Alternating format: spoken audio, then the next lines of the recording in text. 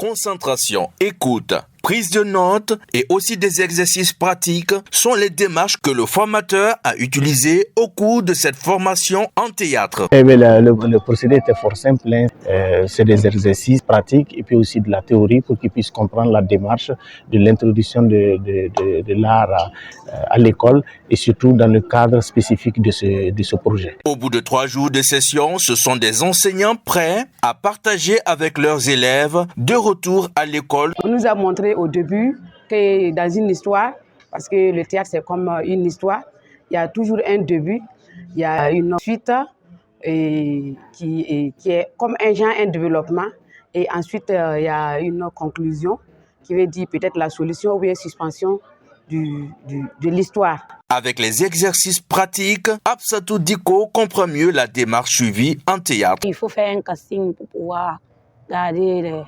si on peut le dire, entre griffes les meilleurs.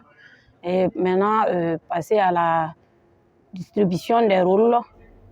Et après la distribution des rôles, ils pourront maintenant avoir des séances de répétition pour pouvoir représenter ça devant le public. Ce savoir acquis en 3 jours va servir à l'école, mais aussi pour capitaliser en art social. Ce qui va rester à l'issue de cet atelier, c'est un travail qui va être fait par les enseignants au sein de leurs différentes écoles. Voilà, il y a une feuille de route qui sera tracée afin que chaque enseignant retourne dans son école et qu'il puisse travailler avec les élèves, et on fera une évaluation au fur et à mesure, faire des corrections et après faire une grande restitution pour montrer le travail qui a été fait par les enseignants et leurs élèves. À travers cette formation, les enseignants bénéficient de certains rudiments supplémentaires pour activer les activités parascolaires qui pourront peut-être donner envie aux apprenants d'embrasser le métier de comédien.